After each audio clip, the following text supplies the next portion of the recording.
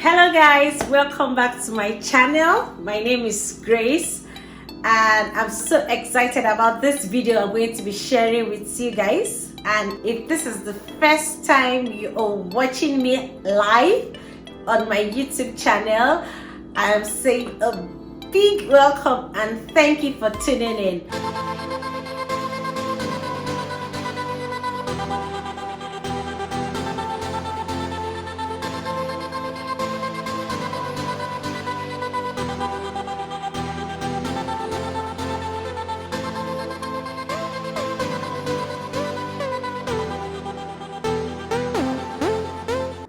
Hello guys, welcome back to my channel. My name is Grace. If you're a regular subscriber, kudos, thank you for always watching my videos. I am so grateful. But if this is your first time, like I said before, please subscribe to my channel before leaving this page right now. So you can just click the subscribe button below, right there, the red button. Please click it so that each time I share a video, you'll be the first person or amongst the first person to watch my video. So today I'll be sharing a very vital information with you guys, which a lot of people don't even think about. They're just all about coming to Canada. They don't think about the tiny bit of information that is needed to stay, live and enjoy life in Canada. I had a discussion with a friend last week and we were just discussing about reasons why people move to a particular province and stay there. Like, I had to ask her why she moved to Manitoba and she was like, yeah, that it was the nomination and that a lot of people even staying in Manitoba just chose randomly to go there. And I'm like, I think I need to do a video to sensitize people in Nigeria and all over the world about things that you need to look out for, you need to research on and investigate before choosing a particular province to live in Canada. So if you're planning to immigrate to Canada, the provinces that we have in Canada, there are 13. So we have Alberta, we have Ontario, we have Manitoba, we have New Brunswick, we have Newfoundland and Labrador, Northwest Territories, we have Nunavut, we have Quebec. So if you're planning to move to any of these provinces, I would advise that you make some research, do some intensive research to decide which of these provinces will be favorable to you. Now, the following questions are questions I think that you should ask yourself. So if you have an answer to them, it will make you reach your decisions quickly. And then you kind of save, right? You kind of save, like you have a better chance of enjoying and staying in Canada. So you want to, the first thing I'll ask myself if I want to choose a province in Canada, am I single or am I married? Like, if I'm single, I know that I can jump buses, I can take a long walk, I can I can share an apartment with someone, I can look for another single friend, we'll take a 2-bedroom flat and we'll share it, right? That is if you're single. It's not the same thing as being married. So you want to consider this. Are we newlyweds or with kids? For newlyweds, you don't need a car. At least for start, you don't need a car. You can take the bus. You can trek, like just have a time out with your spouse and just be trekking it along. Yes, you can. So you can just trek. But if you have kids, you can't jump buses. You need a car. So you need to consider this when you are choosing the province that you want to reside in. Is my profession sought after in this province? So that if you're an IT professional, you want to go to Ontario, you want to go to Alberta, places where IT really pays, right? You want to look into that. What would my career progression look like? So will I progress easily? Is it a place where there is room for growth? like you would compare the way an IT person in Ontario would grow compared to an IT person in Nova Scotia, for example, or an IT person in Manitoba. So you want to look at that to really make your decision. What percentage of people are chasing a job?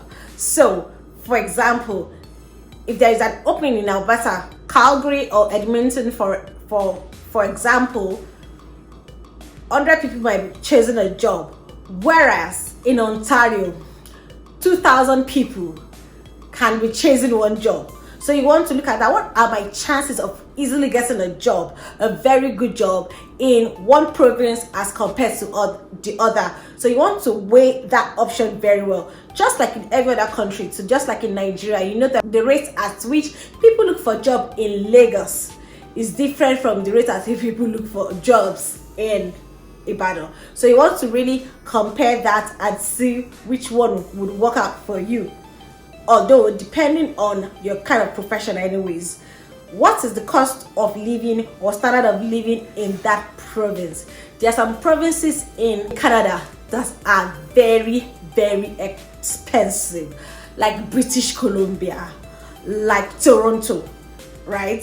So if you want to stay in Ontario, especially the GTA, that's Toronto, you need to have your money handy.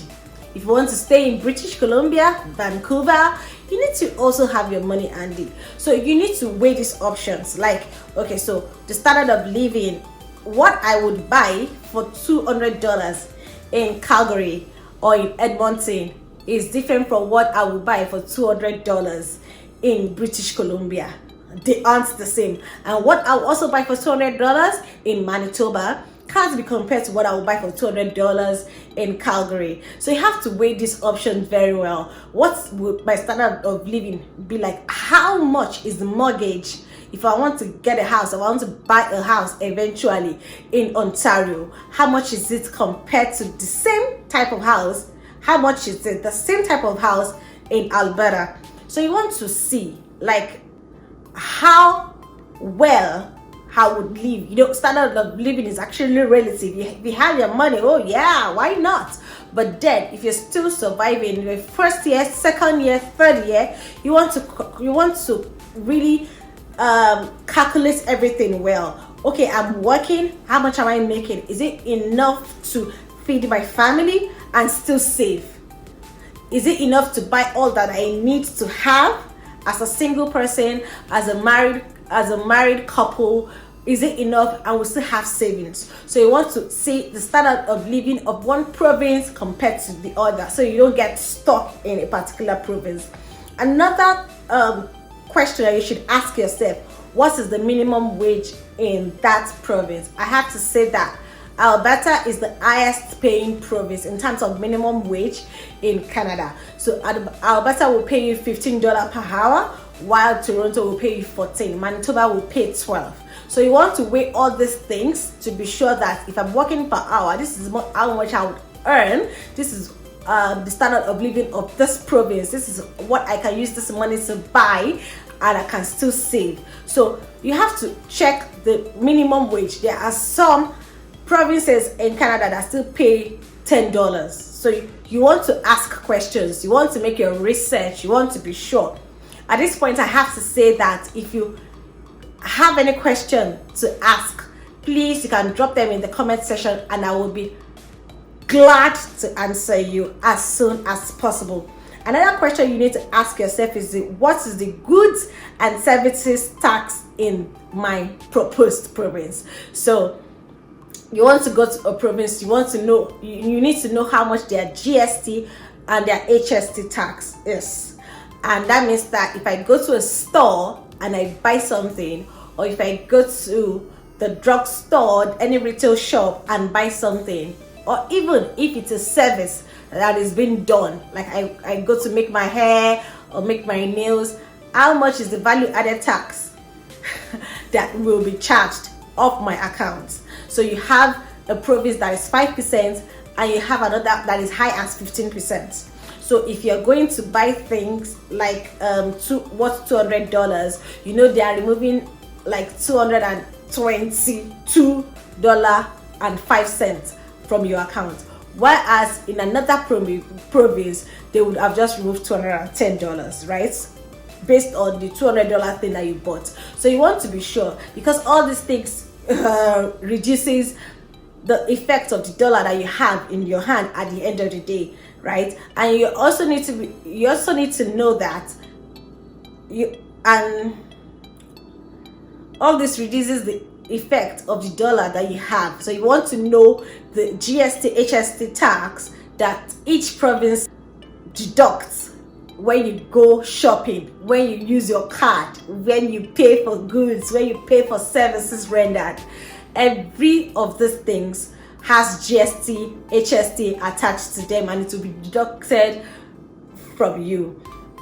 Another important question is to know what the bus transit system in that proposed city. So Canada doesn't have a large transit bus network, so you really, it's not like what we have back in Nigeria.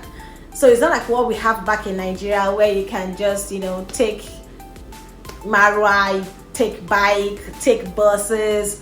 No. So here you have to go to designated bus stops. So you want to be sure that the city I'm going to, I can just walk like 2 minutes from my house and get to the nearest bus stop. I don't have to depend solely on Uber or compulsorily get a car immediately. You want to be sure of that, so that you don't get stuck, and you don't get stuck and you are forced to buy a car, or forced to do something that you don't want to do at that time.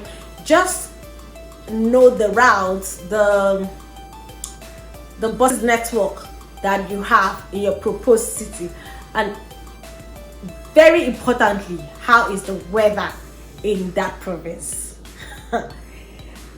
You need to really know this, so you can know how well you would prepare to stay in that new city.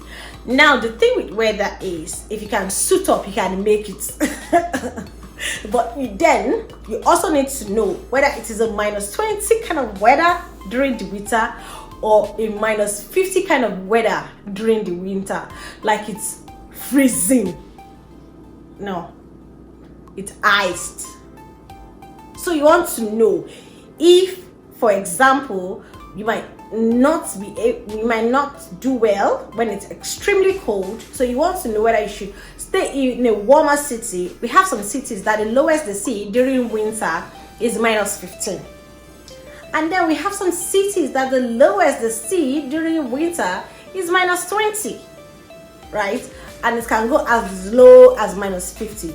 So you want to weigh all these options. You want to be sure. You want to investigate. You want to research. You want to ask people. You want to go online. There are a lot of videos on YouTube that can help you, and you can even check the immigration site on www.cic.gc.ca for all the information that you need, and it will be about each province, and it will be supplied to you.